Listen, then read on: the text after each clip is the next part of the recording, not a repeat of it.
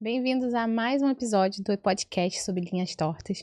E hoje vamos falar sobre um dilema que muitas empreendedoras se veem questionando, né? Marketing e vendas. Eles parecem ser temas tão distintos, mas um sem o outro, um não fica sem o outro. Não é não, Michele? Exatamente.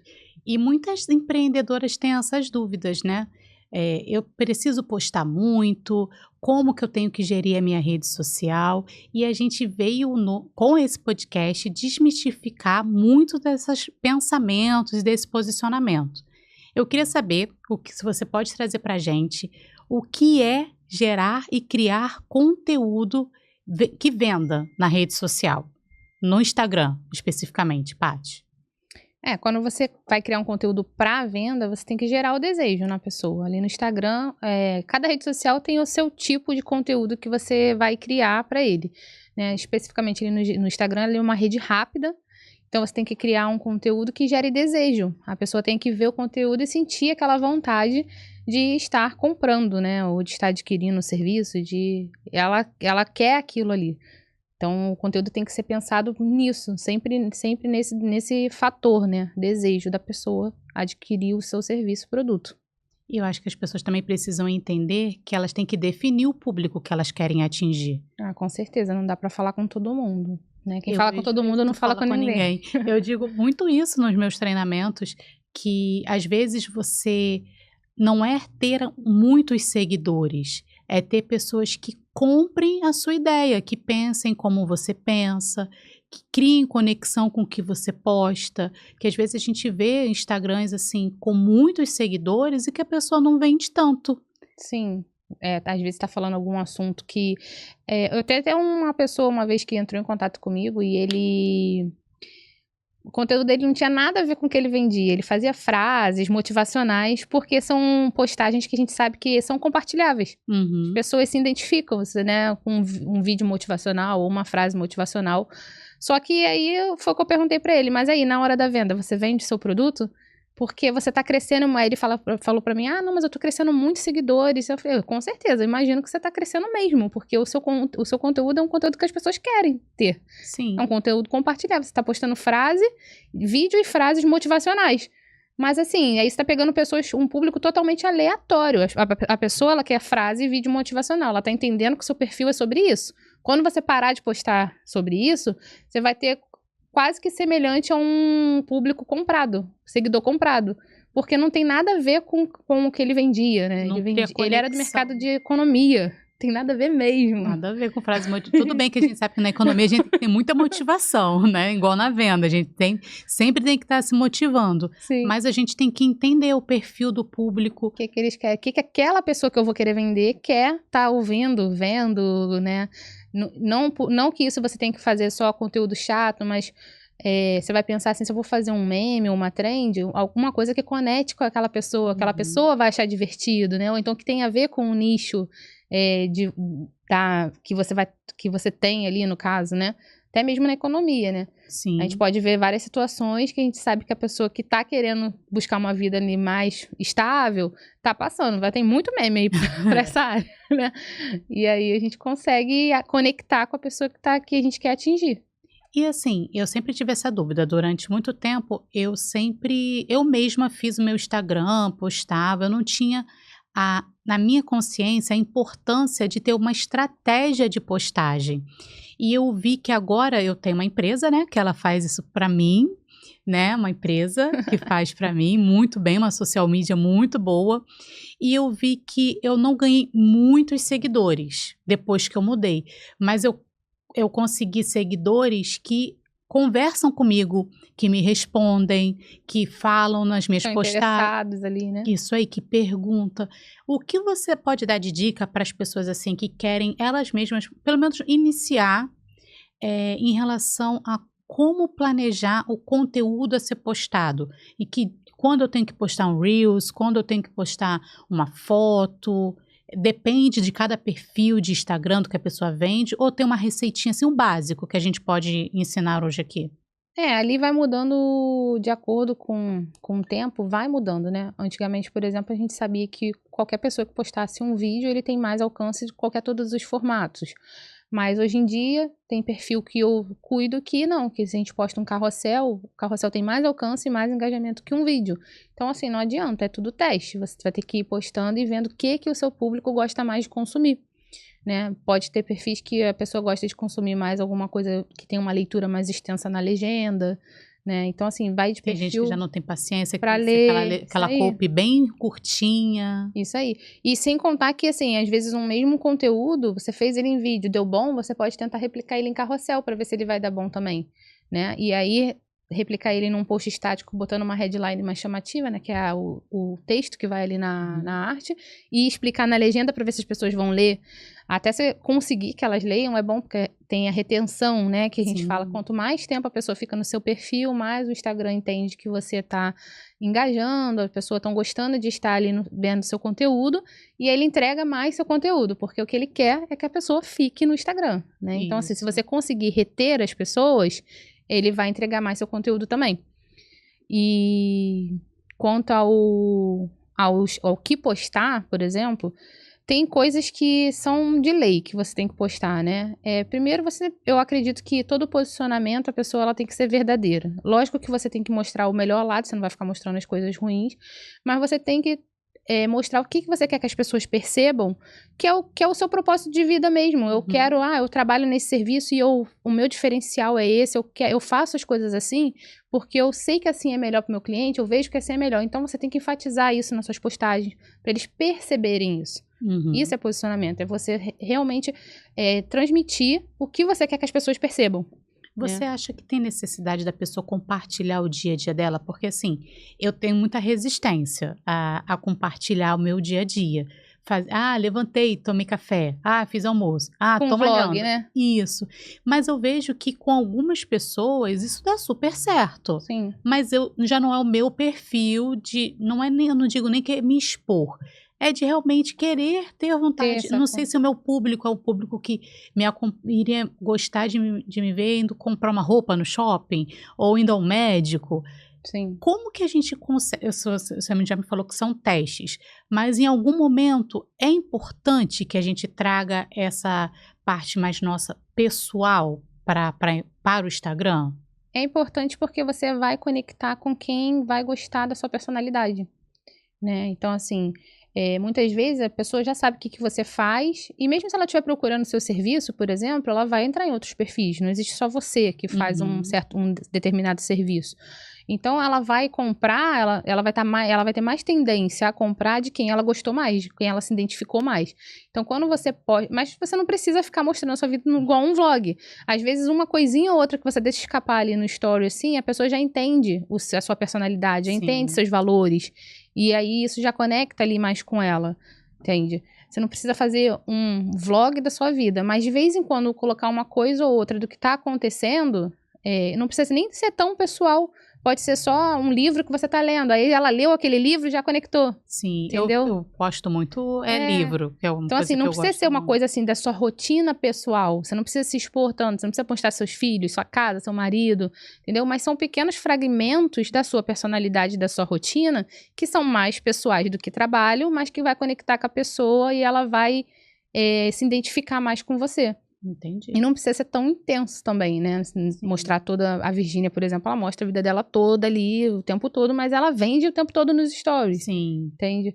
Mas ela também tem uma quantidade de seguidores muito grandes, então para ela postar o dia todo, o tempo todo, ela tá atingindo muita gente o tempo todo. Diferente, por exemplo, eu não tenho nem 3.000 seguidores. Eu tenho uma quantidade de visualização no Stories legal. Inclusive, eu queria até trazer como dica aqui, que eu recebi um feedback, um dia desse eu fiz uma postagem, eu fiz um story, e eu não tinha o hábito de colocar legenda no meu story. Para mim, eu só no Reels que precisava colocar legenda.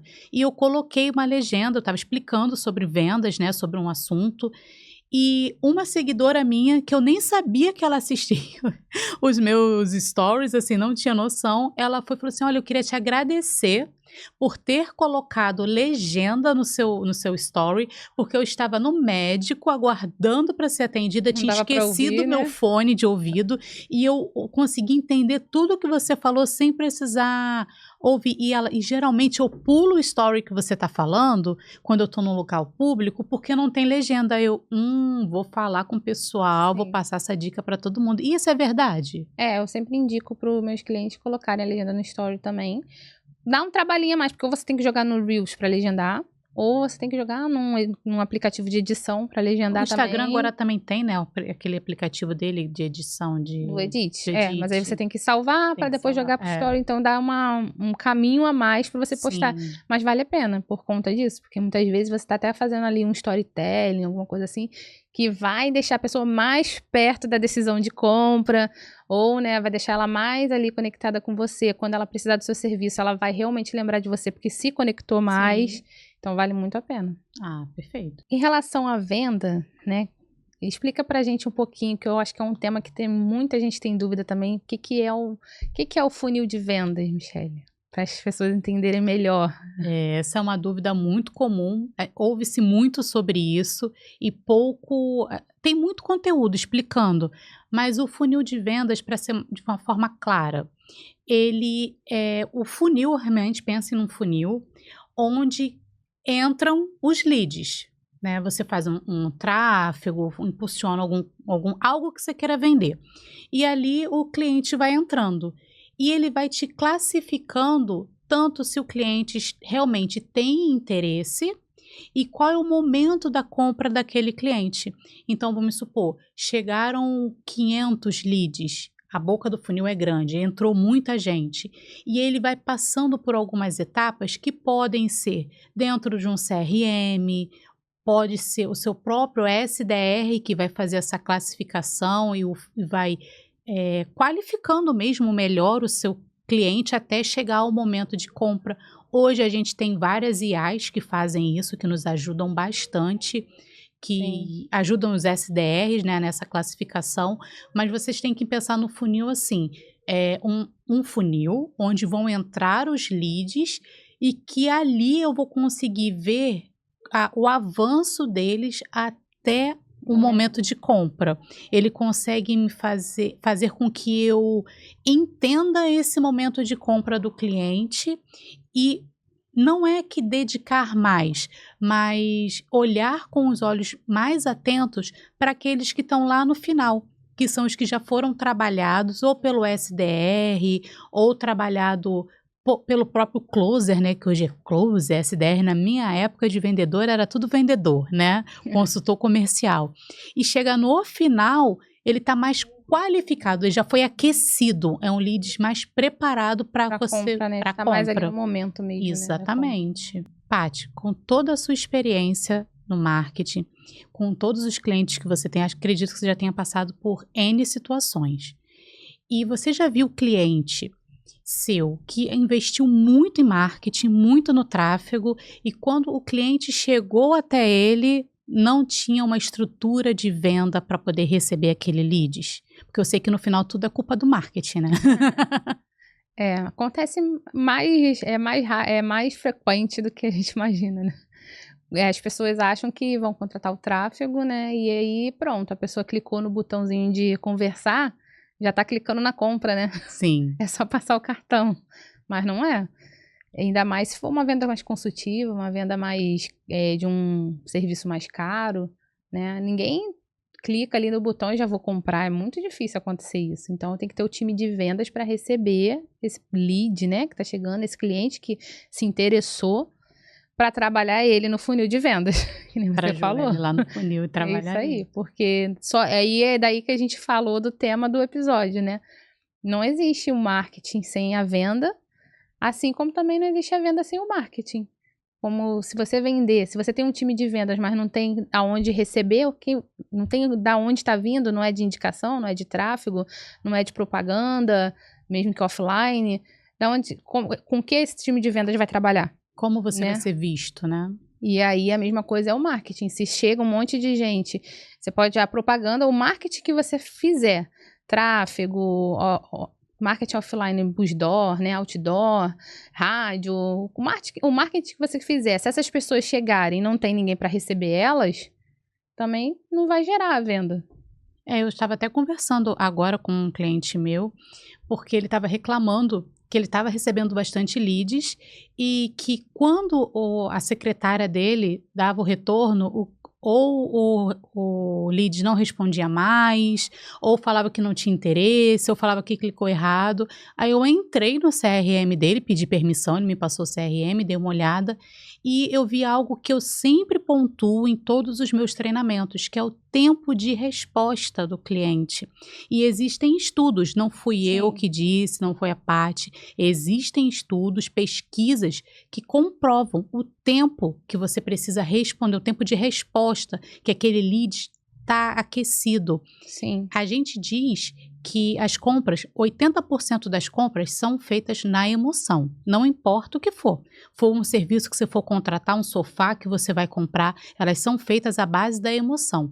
E no momento que você permite que o seu lead, que você pagou caro por ele, porque se você não sabe, o teu lead está custando caro, dependendo do nicho que você trabalhar, ele está mais caro ainda, competido por muita gente, e o cara tá lá te esperando e você demora 10, 15 minutos para dar uma resposta para ele. Então, trazemos aqui agora para você como dica que você tem que responder o seu lead em até 5 minutos, para que ele continue com aquela mesma emoção de compra. Porque o algoritmo entende que ele clicou lá no seu anúncio. Aí ele foi, te direcionou, o Instagram direcionou para o WhatsApp. Naquele momento, o Instagram que trabalhou por você já entendeu que ele quer aquele serviço. E vai trabalhar para os outros semelhantes a você. E ele vai começar a receber vários e várias reels e patrocínios do mesmo produto. E ele vai comprar com quem? Com quem responde primeiro. Com quem responde primeiro. Então, anotem essa dica aí. Quer vender mais? Atenda mais rápido possível o seu lead. Paty, agora eu trouxe para a gente discutir aqui um print de um grande amigo meu que trabalhou comigo também numa empresa sobre vendas. Como eu vivo vendas, as pessoas meio que me têm como referência, né, de atendimento. E eu recebo diariamente vários. E esse foi o do Márcio. Márcio é empresário, um grande empresário aqui no Rio. E vou ler para vocês aqui, ó, pra gente. Cara, pensei em você a tarde toda hoje. Que coisa chata conseguir um orçamento. Parece que as empresas não querem vender. Solicitei um orçamento para uma empresa hoje às 14h. Eles vão enrolando, agora às 5h15 me mandaram um WhatsApp de contato de uma outra pessoa para pedir o orçamento para uma outra pessoa. Ou seja, sexta-feira, isso foi na sexta-feira. Ele não vai me atender hoje. Que saudade do tempo em que a gente ligava e pedia um orçamento. Pior que hoje em dia você liga para pegar o orçamento e eles pedem para você enviar um WhatsApp. E isso é só um item. Ele faz orçamento em várias empresas de vários produtos. Ele trabalha para o Estado, né? Ele fornece mercadoria para o Estado. E esse aqui é só um exemplo. Porque a gente quer pré-definir a forma que o cliente tem que comprar da gente. E não é assim. Eu digo isso em todos os meus treinamentos. Eu preciso vender para o meu cliente da forma que ele quer comprar. Não é da forma que eu quero vender.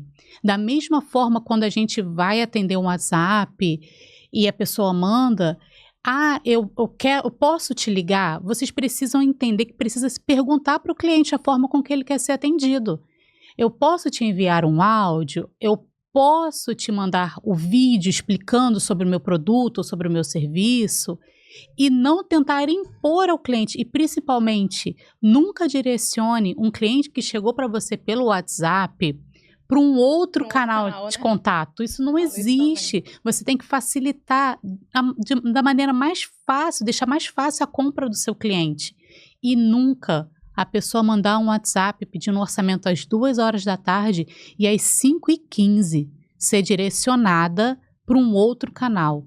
Ele não comprou. No caso aí, até. Exatamente. Ele não comprou com essa empresa, era uma compra grande, depois ele me relata que era uma compra de alguns cifrões, né? Uma compra grande que ele ia fazer, ele acabou comprando em um outro lugar, porque ele mandou uma mensagem e a pessoa respondeu ele imediatamente, já passou o orçamento. Solucionou o problema dele, né? E é isso que acontece com os patrocínios que você faz. Por isso que eu quis trazer, porque ele clicou no anúncio no Instagram, foi direcionado e não demorou. A questão até de a gente não mandar para outro canal, a gente fala isso sempre também, você tem que facilitar em tudo a vida do cliente, né? Ele que tem que ter trabalho de nada, você que quer vender, né?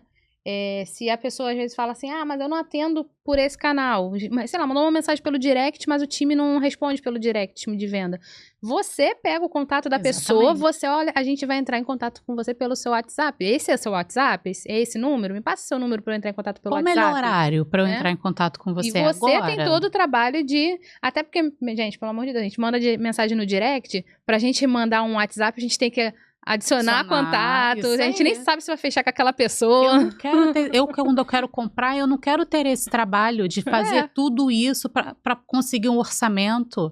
É a empresa que tem que ter o trabalho. E é aqui que vai um lead que talvez pode ter custado R$10, R$15 para essa empresa, e por falta de um processo bem estruturado de vendas e de atendimento, perdeu o cliente, um cliente. Eu trouxe um outro caso também, que é da... essa Nádia, ela é uma ex-colaboradora minha, uma querida, e, cara, a história dela me deu uma revolta, eu como consumidora. Insatisfação do atendimento do pós-venda. A gente fala muito sobre vender, mas não pontua sobre o pós-venda. A loja onde ela comprou um sofá. Passa pra gente. Mandei um WhatsApp, mas vou mandar um e-mail. Essa aqui já é o finalzinho, mas para contextualizar, ela fez a compra de um sofá. Depois a gente vai deixar disponível esses prints também. Ela fez a compra de um sofá. O sofá não tinha a cor que ela queria, então ela mandou produzir o sofá e pagou adiantado por isso. A empresa deu um prazo de 30 a 45 dias. Não disse se eram dias corridos ou dias úteis. Na hora da venda já teve esse erro que ela ficou com essa dúvida. Passaram-se os 45 dias, ela não recebeu o sofá, não recebeu e-mail, não recebeu nada. Ela foi e mandou outra mensagem para a loja e a resposta foi: estamos com problemas na nossa produção e não temos ideia de quando o seu sofá vai ficar pronto. Você não quer escolher um outro modelo dentro da cor que você quer? E ela demorou exatamente 12 dias. Aí fala, não foi informado o prazo de entrega, pois na verdade eu já estou querendo meu dinheiro de volta, não tem prazo, queriam emprestar um sofá para ela, eu não aceitaria um sofá emprestado, queriam emprestar um sofá para ela, e ela falou que a insatisfação dela foi tão grande, que ela mandou várias mensagens. E eu pontuei para ela, mas assim, a sua insatisfação foi na demora? Ela falou, não, Michele, a minha insatisfação foi um pouco na demora, mas na falta de um suporte do pós-venda, de uma mensagem de me falar como que estava a produção, e ela agora... Ela tem que fazer esse contato para perguntar como estava, né? Ela correr atrás. O que aconteceu? Exatamente. O vendedor não mandar uma mensagem para ela. Ela falou que ele foi muito solícito na hora da venda e no pós-venda.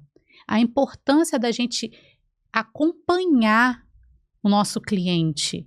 Em você mandar, você vai enviar um produto. Eu sei que às vezes as pessoas vendem com grande escala, mas ter um e-mail marketing ali para perguntar, e aí, como chegou o seu produto? Já usou?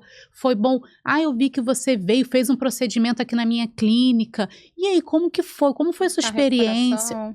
Exatamente. Então, é muito importante. Eu quis trazer isso aqui para vocês para pontuar, porque às vezes você conquista um cliente pelo preço. Ele vai lá, faz ou compra algo de você porque estava barato, mas você fideliza ele e ganha indicações dele pelo seu pós-venda, pelo que você fez depois que ele consumiu o seu produto, depois que ele comprou, e não importa, eu trago isso aqui com propriedade, com experiência. Pode ser um produto de R$ 50, como pode ser um produto de 5.000. O pós-venda é fundamental em qualquer estilo de venda, seja ele serviço ou produto.